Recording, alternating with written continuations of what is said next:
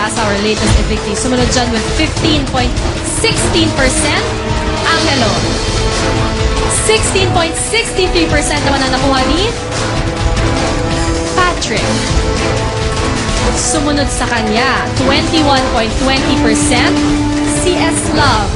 At nakuha ng highest percentage of votes, 41.48%, ay si Trisha.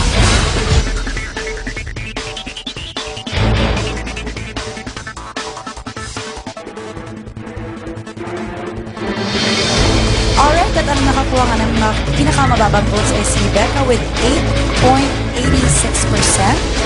Sumunod naman si Yen with 33.87%.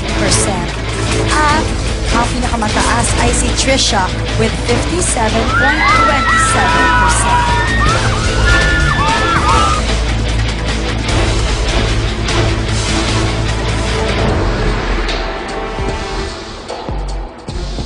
Ito naman sa lahat na nagtataka sa naganap na resulta ng botohan. Na-evict nga si Jovic with 8.54% at si Yong with 11.67%. Sumunod dyan si Yen who was saved with 17.05%. Si Angelo with 20.25% at si Trisha with 42.49%.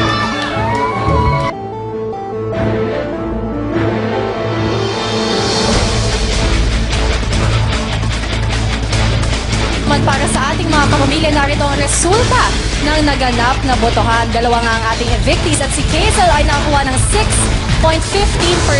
Sumunod naman si Yen with 15.29%. Makinig ng mabuti mga kapamilya dahil napakalapit lang ng boto ng ikatlong naligtas na si Angelo with 16.80%. Kaya talaga all your votes count. Si Iva, napakalapit rin ang mga boto with 18.43%.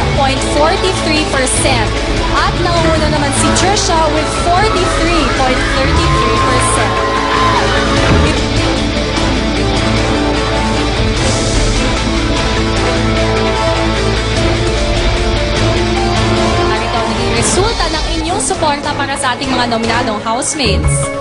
Unang evictee is Joe with 5.60% of your votes and Patrick with 17.33%. Ang sinave ninyong housemate ay si Angelo with 23.79% at nangunguna sa inyong mga boto si Trisha with 53.28%.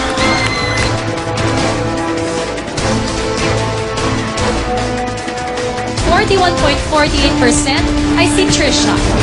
Ang pinakamataas ay si Trisha with 57.27%. At si Trisha with 42.49%. At nangunguna naman si Trisha with 43.33%. Nangunguna sa inyong mga boto si Trisha with 53.28%.